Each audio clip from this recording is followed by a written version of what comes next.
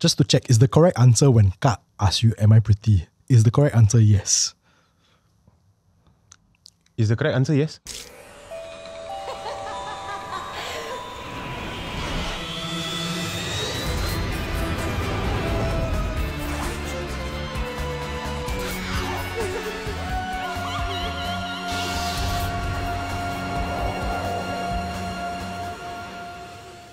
My name is Far. My name is Wayne. My name is Kyle. And this is Tales from Incredible Tales, inspired by the classic MediaCorp series, where we explore different aspects of Southeast Asia's supernatural culture. Tonight we talk about the Aswang from the Philippines. Is it a vampire, a werewolf, a witch, or all of the above? This episode's topic is inspired by the original Incredible Tales episode, Babyface. In an article we read, there's a theory that the word Aswang is probably a shortened form of Asuan, which means the likeness of a dog. Despite that possible origin, the arguably more popular idea is that Aswang is an umbrella term that covers vampires, viscera suckers, which, as its name suggests, fits on internal organs. Were-dogs, witches, and ghouls. Which version of the Aswang have you heard that is most associated with? Confirmed from the Philippines, Yeah. That's, okay. Knowing what kind of questions we're going to have later on, I will tentatively say, for now, that the first version, if we go by the theory that the Aswang is like a blanket term for all the creatures and spirits in the Philippines, right? Mm-hmm. I guess Manananggal would be the first Philippine-specific creature and spirit that I heard of. Same? Yeah. Likewise? I cannot unsee it because last season you shared with us Werewolf of Hougang story. Werewolf of what? Werewolf of Hougang. Okay. Yeah. But, yes, so last season, long story short, I basically saw what amounts to a giant werewolf and it chased me. Yeah. Oh, really? Yes. Yeah. Here's the thing. When I read the phrase were-dog, and they're very specific about were-dog, Yeah. I have to say, slightly less scary. Yeah. All I can think about is a very angry poodle. And I'm like, were-dog, yeah. But yeah, so for me, it's so what your answer is? Yeah. Werewolf of Hougang. Yeah. Let's assume that the werewolf immigrated from the Philippines. Yeah. Yeah. Or it could be our local werewolf lah. You can kind of pass off the idea of like werewolves or like, those like vampires because we were colonized, right? Oh. So the Europeans, maybe somehow they brought it over, right? We don't know what. Like, I love that when you say vampire, you pop the collar. Yeah. The full Dracula approach to things. Yeah. What about you, man? What's the first Aswang that you heard of? I think is the Manananggal. I think the Aswang is to the Philippines what Ka is to Singapore, Malaysia, Possibly. Yeah. I've said it before lah. Visually, it is, of all Southeast Asian creatures and spirits, visually Manananggal is my favorite. Which is a very weird thing to say about any kind of ghost. It's your favorite. You like heads lah? Well, yes, but also for me, it's the wings. It's the wings that the Manananggal has that, no offense to the Penanggal or the Krasu. No offense to you. You're very scary. But it's the wings for me that makes it like that stand out above all other like creatures and spirits in Southeast Asia. That's the thing. So I heard of a Manananggal before I ever heard the phrase Aswang. In fact, honestly, I probably heard the phrase Aswang fairly recently, maybe in the last 3 years. I had no idea that it was, and the first time I heard it, I remember being very confused, like, because the first time I heard the phrase Aswang was in relation to witches. So for the longest time, I thought Aswang was just witches. I thought that was the term for witches in Philippines.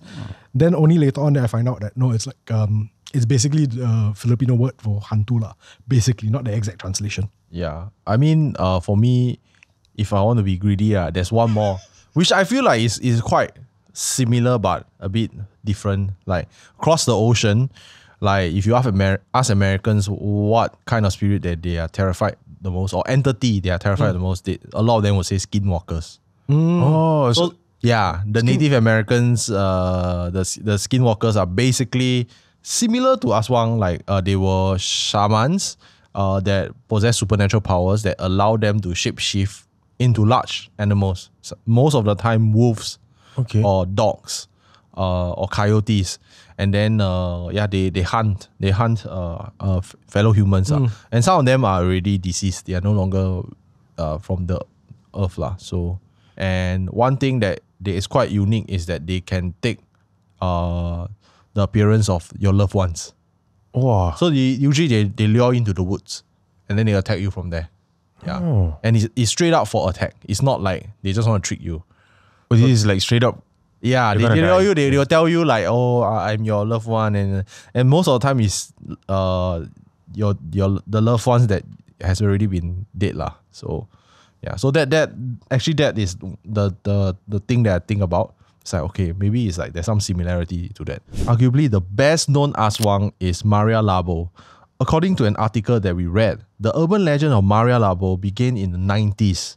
Unable to survive on her husband's income as a policeman, Maria travels to the Middle East to work as a domestic helper in the hopes of earning more money for her husband and 2 children. There, she is sexually assaulted. While recovering in the hospital, through another Filipino domestic workers, bestow Aswang power onto Maria. When she eventually returns to the Philippines, Maria is psychologically unstable. One night, while eating dinner, Maria's husband calls for the children to join them. Maria then gestures to the container of food. Her husband is distraught when she discovers that Maria has killed and cooked the children. Her husband tries to kill her, but only manages to hack her face, which is where Maria gets her name Labo, which is a word that means to hack people with big bolo knife. Maria escapes, and till this day, people still believe she's out there hunting for human prey.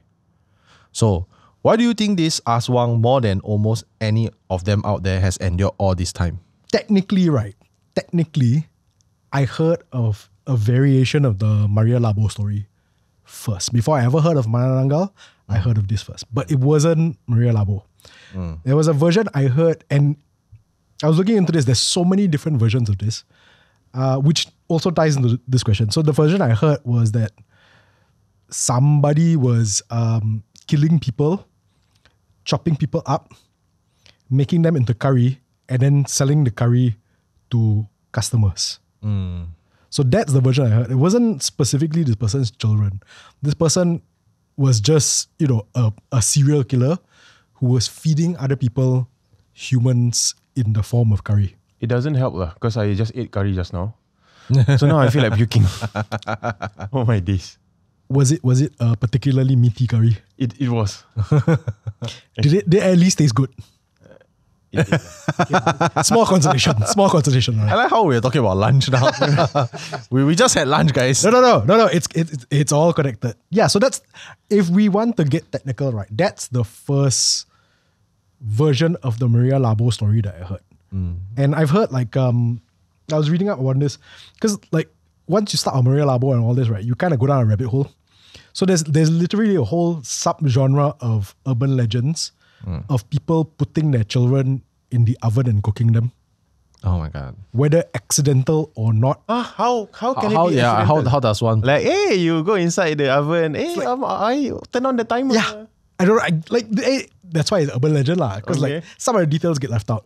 So to go back to the question that we were asking, why has Maria Labo become almost when you think Aswang, that's the person you think of. And that goes back to what I was saying before. When the first time I heard the term Aswang, I thought witch because I think it's tied to her. I think this idea of somebody killing other humans and then turning them into food and then unwillingly making other people cannibals, essentially, right, has been there for quite some time. So I think when Maria Labo came about, I mean, there's almost no pun intended, a fully fleshed out story to her. It's not just an urban legend. It is an urban legend, but it's not just an anecdote. So I think that's why she's lasted so long, because there's so much history to this idea of what Maria Labo is. But the story is almost like Mona Fendi's story, yeah? Yes, yeah. You know the urban legend, right? When you mention her name, she becomes more powerful. But she's gone, right? Is she? Damn it. You beat me to it. I was going to go. No, but okay. The urban legend, yeah, I agree with you. It's like almost similar in that sense. But whereas Maria Labo is still like a question mark, like it could be an internet hoax. Somebody just wrote it, right? But the person that you mentioned was an actual person, correct? She was. And the urban legend is that her spirit is immortal lah. She's out there, like she's trying to claim more victims. So it's scary lah.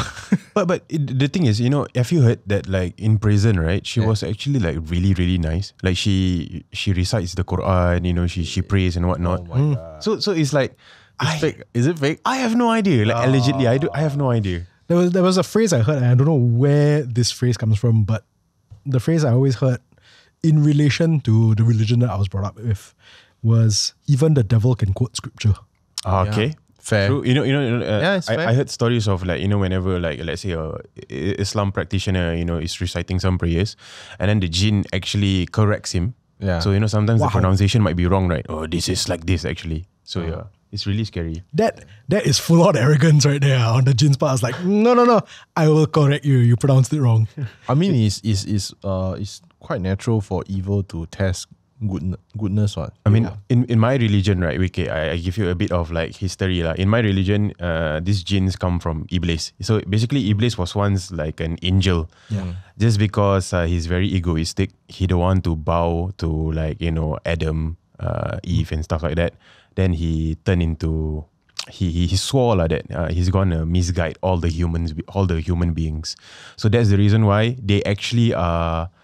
I mean, they were Muslim, but then because of ego, because of bad intentions, ill intentions, they turn bad lah. So they will misguide us. So if you're talking about like prayers, right? They know all the prayers, just that they choose to go against it. So that shows that tells you why sometimes these jinns they can correct you when you say a prayer wrongly or whatnot. Yeah, which I suppose explains why she who shall not be named.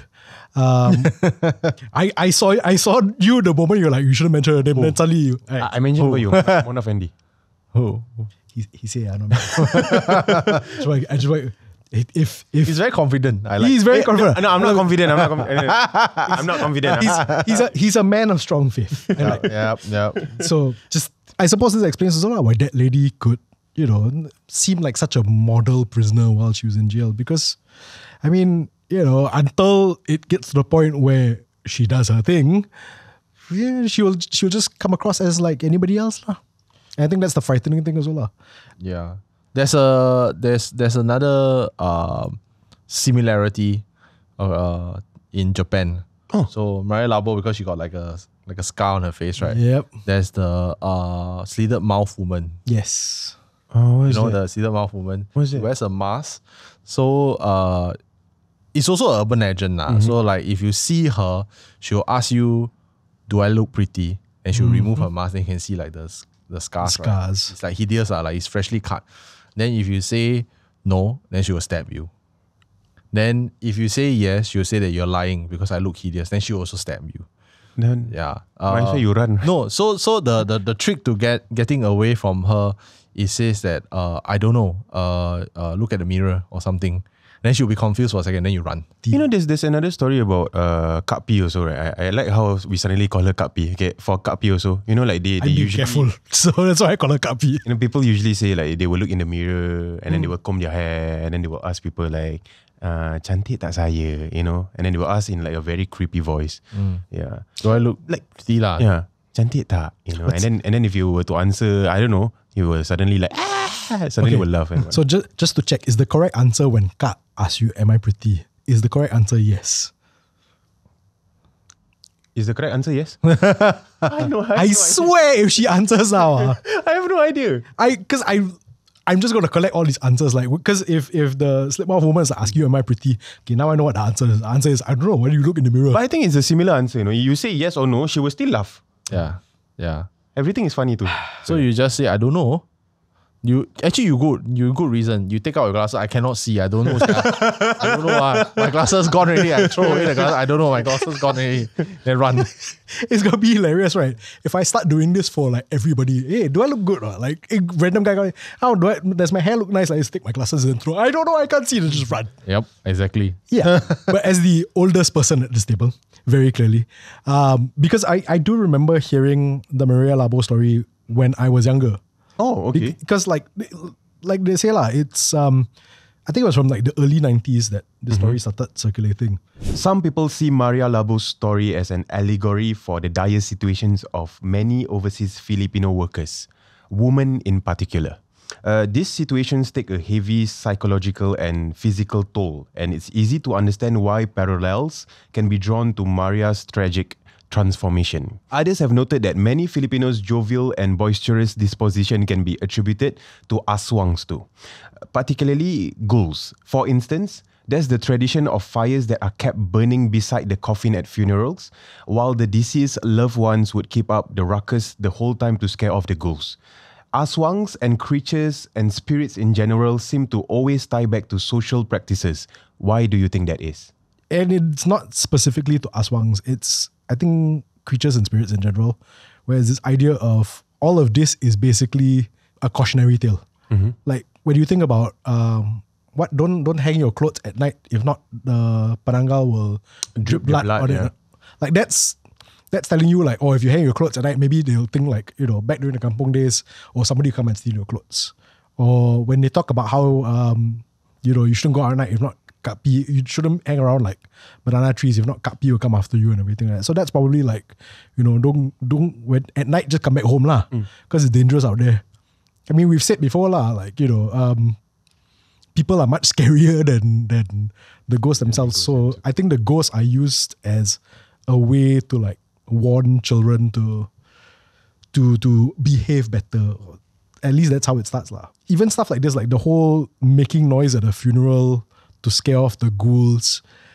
In my experience, at least, when it comes to wakes for my loved ones, the more you loved somebody when they were alive, when you go to the wake, it almost feels like a party. Like when one of my uncles passed away, his wake was like, you know, it was just all of us like making, it sounds exactly like this, whole lot of noise, telling stories about him, and it's like whole bit. But then there's the idea that, oh, you must always be somber when it comes to death. So I think it's almost a way to kind of marry the two, like, oh, you make a lot of noise at a funeral because you want to scare away ghosts. So then it becomes acceptable in that sense.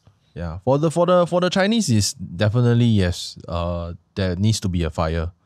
Yeah, you need to keep the deceased, right? They have the photo, right? Downstairs is the void deck. They need to keep the tree, large incense stick burning. Right. One of the job as someone who is one of the family members that have to stay back, right? I feel to take care of the deceased coffins and all, is to make sure that incense don't run out. May I ask, what happens if it runs out? I also don't know. We don't know. But like we asked the elders tell us, oh, you must do this. Okay. So you just do it without asking. I would imagine maybe the connection to the deceased is gone. Because incense can form a connection. That's how you form. It's like when you light an incense, right, you can attract spirits. It's also forming a connection with them. It's kind of like setting up Bluetooth lah. So that one is the long one. So it has to keep burning. So we were told specifically you have to keep it. So you burn the next round before the last one was burned. So that you ensure that it's keeping burning. Or you also burn incense paper. Some they burn whole night also. Burn incense paper for this so that they have enough money to spend. So I think in the Malay community, right, back then, if someone in our family passed away, right, this is back then. I think now no one does this thing anymore lah. So let's say if one of your family members pass away, you know, all the mirrors in your house, you have to cover it with a cloth. Yep. You know, because they say that the spirits, the bad spirits will get into the mirror and it will just be there, you know. But that's the thing lah. I think after a while, we don't really practice that anymore. So like for example, like just recently, I visited someone that has just passed away, and I see their mirrors all not covered, with cloth and whatnot. I think that's more of like superstition. I mean, we cannot go out with our episode with a few ghost stories. So I'm going to share one that happened at the funeral. Okay. Actually, it was about 2 years ago when my grandmother passed. One of the nights I have to take the night shift to take care of the coffin. With my sister. So one thing that some of you, if you follow Hantu, right, you know that I am actually quite sensitive to the spirit world. But during that time, I believe it was very close to the 7th month or around the 7th month already. So naturally it's creepy. And in the Chinese belief, right, when we have wakes or funerals, right, they will attract other spirits that are around the area, or spirits of relatives, or spirits of other places lah. So we know that there are things around, and this was about maybe 2-3 a.m. at night. Oh, very tired already. Then me and my sister were just taking time to look at the coffin now, just checking the coffin, checking the incense, make sure everything's going. There's still people around, like other people lah. Chinese family then wakes got friends come on they will stay all the way on. So we were just there sitting and looking at the photo, and then right, my sister went over to check the incense, right? Then she suddenly like felt something, I can see like she like suddenly like nudge a bit. Yeah, like what happened? Okay, then she walked. They say, hey, I felt someone shaft me when I was adjusting the incense. Then we will always keep the incense burning lah. So we will the big one, right? Then we also put a small. We pray, then put a small one. We keep refreshing it lah. So when she did that, then she kena shaft, like as if like like you like praying right to the photo, right? And somebody like push you gently. Oh, gently. Excuse me, like that. Then she turned, nobody. Okay, then I like, okay, never mind. Then she walked. She go and sit down. Then my turn, right? I go and do. I felt the same thing, bro. Someone shoved me. 3 a.m. Then like, at my waist, I remember. Okay. Excuse me. Oh, that is really creepy. Like it's almost like, excuse me, I want to pass to go and see the deceased. Something like that lah. Like that. I felt like it's like that lah. It's located in front of the so the photo, right? Oh. Then the incense, then in front, right, is the coffin already. Yeah. So they're like, so I was like, okay lah, close to 7 months. This is a wake, normal. So I'm not very scared. I'm like I'm more tired than anything else. Then I went to sit down there and say, actually, I felt the same thing.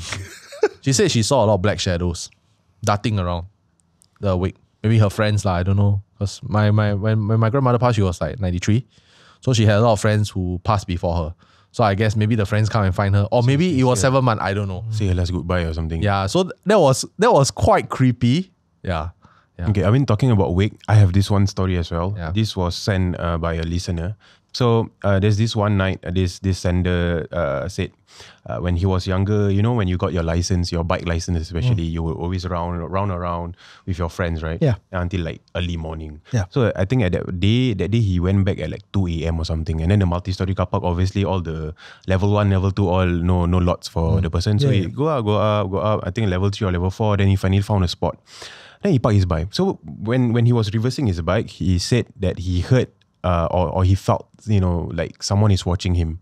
So he like look around. He reversed already, then he look around like, no one, right? No one, right? And then he parked his bike as per normal. Then when he was walking down to the staircase, right, he noticed again, he felt that something is watching him. So when he turned around, he saw there's an uncle sitting inside the car. Like I think the driver's side, I think, sitting around the car just like that. Then he was like spooked out, like, why you got someone inside the car, right? So he mind his own business lah. Obviously he's a Malay dude, right? So he started praying already, like scared, right? Then you go to the lift lobby. So the lift lobby, right? From what I recall correctly, like the story, right? The lift is here. Then opposite the lift lobby, there's a staircase. Right. So when he was waiting for the lift, he heard like, those like our father, right? Usually inside the toilet they were like, like that. I'm sorry, but usually they were like that, right? Then he heard that, Then he was like, the sound. So he was waiting for the lift. He was standing in front of the lift, right? So obviously the staircase behind him, what? So the sound he heard coming from the stairs. So when he turned around, he saw the exact same uncle he saw in the car, just like, like this. Okay, and then the next few days, there's he saw like the tentage, the white color tentage right under the void deck. He saw a tentage, then he figured what if when I walk past, when I see the picture is the uncle, so he decided not to see. Yeah, might be, I don't know. It is a creepy story, and I see why he had that theory. But it's just the idea of the uncle peeping out, like, Right. hello? That one. You know staircase, right? Like when you climb the staircase, it's just like there's a very 90 degrees turn, right? Yep. So it's just like that. Yep. So that was super creepy. yeah, that's one of the hanging stories that I've read before. Yeah. Hello. I just remembered one story. This is from my mom's experience. It's not really about a wig, but okay. So back then, my mom, before my eldest brother was born, they live at Toa Payoh. I think the old houses at Toa Payoh. So they have this neighbor. Is a very old grandmother lah. So usually, right, this grandmother, because she's very old, she likes to whenever she walks, right, she drag her feet, So like it's normal lah. Like sometimes my mom at the living room, she hear like shh, because dragging the feet, right? Yeah. And then most of the time, like when the grandmother going for medical checkup or what, then the grandchild will help her lah, like will help her walk to the lift, right? So there's one point of time the grandmother passed away. The grandmother passed away, and then that particular morning, if I'm not wrong, my mom and my dad all went down to pay their last respect, right? So that night, when my mom was all alone at home, because my dad used to be a taxi driver, so usually he go back like very late at night. So there's this one night. When my mom was watching the TV at the living room, the door was closed. The door was closed, by the way. Then she heard like shh, shh, shh, like dragging the feet. The sound of dragging the feet. And she was like super spooked out already. She just heard that, super spooked out already. The next morning, when my mom was watering the plants, the grandchildren of the grandmother, the late grandmother came. Then like, they were crying, Then they were telling my mother, my grandmother went home. Then like my mom asked lah, why you say that lah? Then the offerings outside the house is all like got it was like it has been eaten like that. Then they were all crying, and stuff like that. So that was the story lah. My mom shared with me. So it's Chinese? Chinese. Or Chinese? Yeah. My mom is Malay lah, but the family is Chinese. Oh, you guys thought okay. Sorry. I thought it was a Malay family. It was a Chinese family. I see. Yeah. Okay. I get it now. Yeah. So do come back. So that's the story lah. But that was like, I think the old Toa Payoh flats. I think it's still there. I think the HDB is still there. But I think now I think it's a rental house now. I'm not sure. Yeah. So Aswangs in general are said to have originated from the province of Capiz. A possible reason for this is that Capiz has the highest concentration of occurrences of a rare genetic disease called X-linked dystonia Parkinsonism, or XDP. The disease, according to an article we read, almost exclusively affects Filipino men and causes patients to be struck with uncontrollable muscle spasms, contortions, and tremors, which resemble Aswangs during transformation. Would this be a reasonable explanation, or could it be a coincidence? It could be both lah. It could be both. It could like you must have that gene in order for you to become an Aswang, right? Oh, makes sense. Oh, like one of those movies, right? They say, oh, this person has this gene, so therefore they can be a vampire. So like the suitable genes are like, for example, like let me put it like for example if you want to be a tanki, like a medium, right? You must have certain prerequisite, like you must be born in this date and this time, something like that lah. But that is more spiritual. This is more physical. Yeah. So it depends on the genes lah. Yeah. Like any color will do, is it? Sorry. as long as the denim, I think.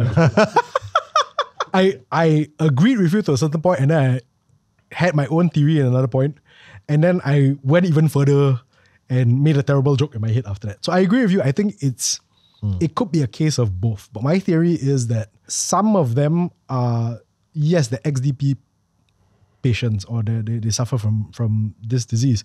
But just because it looks that way doesn't mean it explains everything. I think it's almost like there's a lot of because of this, so it must be this.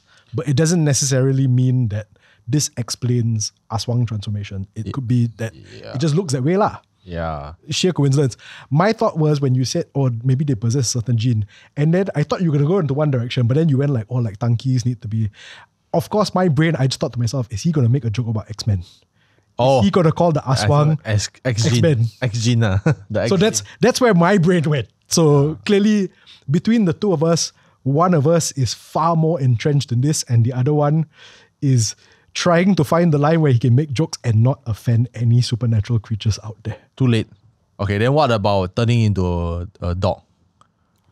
Right? You're like, where dog? What? You want to transform. You can do the shake, yes, but then if you literally turn into a dog, you grow out the hair. Exactly. How? Hey, but you know, to a certain extent, I believe in that, you know. Yeah. But it's mostly black magic lah. Yeah. Because I think in Indonesia, right, these people they practice black magic.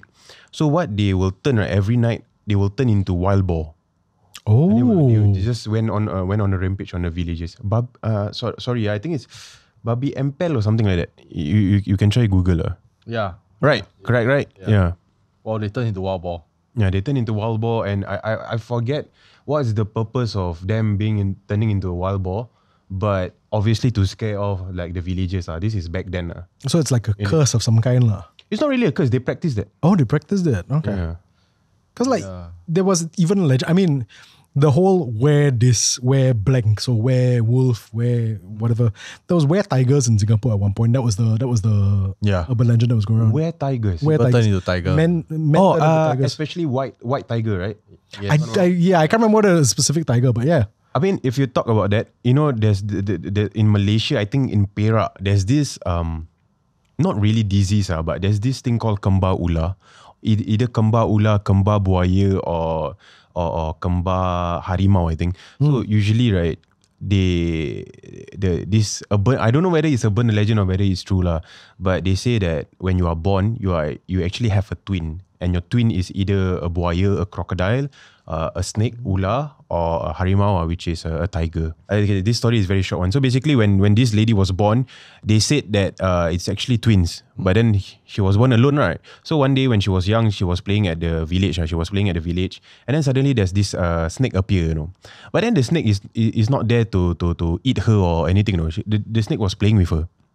So the husband, I mean the father, right? The father, when he saw the snake, obviously, right, the snake is with your daughter, right? You want to endanger your daughter's life, what? Yeah. So they beat the snake, then the snake ran away. Then the next day, the same thing happened. You know, saw the snake inside the house, and then the father obviously want to try to kill the snake. So beat to death already. The snake died already. Then they throw the snake away in a river or something, right? So obviously cannot find it, right? Yeah. So long story short, after the father threw away the snake in the river, after the father killed the snake and threw it in the river, her daughter got very, very sick, super sick, you know. And then go to the hospital. Doctor don't know what happened to her daughter, you know. Do blood tests or nothing. Then they go to alternative medicine lah, which means like all the Islam practitioners, the Bomo, the Pawang, all. Yeah. And then a lot of them say, I'm sorry, I cannot do anything. And then the last one they went to, they said, oh, your daughter by right has a twin. The twin is actually a snake. So since then, the person said, go and find the snake, then your daughter will be cured lah. But then they told the person like, I killed the snake. You know, there's nothing I can do. I cannot retrieve back what. Yeah. The snake died already, and then thrown in the river. They cannot find it. And if I'm not wrong, after a while, then the daughter died because of that. But is it a case of like black magic, or is just like a condition? I have no idea. I think the thing about this, right, is usually like confirm the ancestors practice with black magic or what, you know, meddle with all these kind of things. Then it's a chain reaction. I see. You know, you like it or not, it's your ancestor did it, what? So you will kena also, basically. But going back to the XDP, X-linked dystonia. Yeah. So what do you think it is? cannot be coincidence, what? Like this thing originated from the province of Capiz, and then like all this Aswang also came from that region, is it? Right? Yeah. So cannot be just coincidence, what? It might be because of this disease. I'm not sure. I think that's my answer. This question is for everyone. If you had to face down one Aswang, vampire, viscera sucker, were-dog, ghoul, or witch, which one would you choose? I have no chance of defeating this thing. Okay. I'm not fooling myself. Yeah. I have no coordination. I cannot run. Okay. And I've got no strength. So if I'm going to die, I want to see the one that I think looks the coolest. Vampire. So I'll take on the Manananggal. And my last thoughts would be, oh no, I'm going to die, but this looks so cool. That's my answer. When we talk about vampire, is it like the Angmo vampire or like the I think, okay, Krasu? we narrow it down a little bit. So if we're talking about Aswang in particular, let's just say the Filipino idea of a vampire. Okay. Oh no, I was about to say if it's the Angmo vampire, then I would choose the Angmo vampire. Yeah. Which cool. particular Angmo vampire would you choose? Was there a specific one you had in mind, or just What color? That's what I was thinking. This one. Oh, Dracula. Dracula. Okay. Okay lah, quite historical. Okay, but no, it's the Philippines one. Yeah. Philippines one. This is hard. I think then I choose like maybe a witch. Wow. Why a witch? Because at least the witch, right, usually is in the shape or form of like a grandmother, right? So at least like, okay, like it's like have a human face to it. You get what I mean? I get what you mean. Witch would have been my last choice for the exact same reason. Because for me, it's creepier if you look human. I don't know why, but like it's just this creepier idea of what seems like maybe it's because like, anybody can be a witch. If you don't know for sure, almost anybody can be a witch.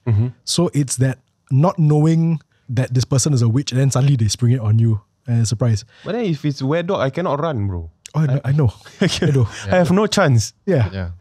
So witch can fly. Just take the broom. Is that what generation already? I use vacuum cleaner, bro. That's why. And for all you know, maybe she got a few. Yeah, maybe. So you take one and she's like, come on. I don't know, but honestly, I think in Malay context, if a witch, usually it relates to nenek kebayan, right? Yeah. I would rather see a nenek kebayan rather than like a headless, bodiless head. For me, I think probably a ghoul. Because I think ghoul are similar to zombies, right? Yeah. Yeah, in a sense, there's a chance that the ghoul may be slow. Maybe the leg rotten off already, then slow. Then I can walk. Then I can live my dreams of a zombie apocalypse. Ooh. Like Resident Evil like that. Then I can Silent Hill. Yeah. Then I can maybe, I've always wanted to hit a zombie with the shovel and hit the head. Tung! Yeah. I'm quite sure. I don't know for sure, but I'm quite sure in every season so far, Carl has made at least one reference to Resident Evil. Yeah, and zombie movies. Yeah, yes. I love zombie movies. Yeah, so yeah, a ghoul. You got slow ma, so I stand a good chance. Which, because you don't know. If you're talking to you're saying like shaman or like, like some evil medium, then at least human, then you can negotiate. Okay, so how much you want? Yeah. Witch is definitely a supernatural entity. Then I don't think I have a chance. So ghoul. Yeah. I just love how both of you all whole hope of survival, whereas I just give up straight away. Yeah, he just give up. I was like, I'm gonna die. I'm gonna die in a cool way. I think in life you must be confident lah. In life I'm confident. With the undead and with supernatural, slightly less so. Okay. I've already made so many jokes. They at this point in time, I'm just like, I'm not gonna make things more inconvenient for you as well. All right. Kyle, let's end this episode, as always, with our morbid fact of the day. So, the CIA actually used the legend of the Aswang, particularly the vampire, to win a war. To weaken the moral support of a group of rebels known as Huk Balahap, otherwise known as the Huks, the CIA would make it seem like they had been killed by Aswangs. Apparently, Huk fighters' dead bodies would be piled up by the roadside in busier areas. Holes were punctured on the bodies to resemble Aswang bites. This was to convince people that even the creatures of myth were against the rebels. That is very smart of them, honestly. definitely a CIA thing lah. Yeah. The CIA will find a way to use your folklore against your people lah. I honestly have two minds about it. On the one hand, I was like, it's brilliant. And people actually believed it. Yeah, I'm sure. I'm sure. Yeah. That's smart of them. Yeah. Really shows that's why they are CIAs. But also on the flip side of it, I was like, it's nothing sacred, really. I mean, it's ghost. Ghost is not sacred. I mean, okay, you know what I mean. Like, this is the folklore of people. You come and just anyhow use the folklore of people to mess with them. Man. I mean, if you're counterintelligence agency, you definitely will use psychological warfare. Yeah, lah. That's why, like I said, I'm of two minds. No, I mean, I read other like stories of them using folklores also. Come to think of it, right, you put on your tinfoil hat and you're like, there is this secret department in the CIA that actually compiles and like research all the folklores of the country that they might attack. Right, then like, okay, this country got this ghost, this country got this ghost. Where do we get the material for this? Like maybe in the due time we attack them, right? Then we go and do the dead body like this. Then they think that it's this ghost. There's some next level planning. And there's some like, it's really screwed up. Thank you to all of you for tuning into Tales from Incredible Tales. New episodes go online every week on MeWatch, MeListen, YouTube, Spotify, and Apple Podcasts. My name is Wayne. My name is Kyle. My name is Far, and we'll see you next time.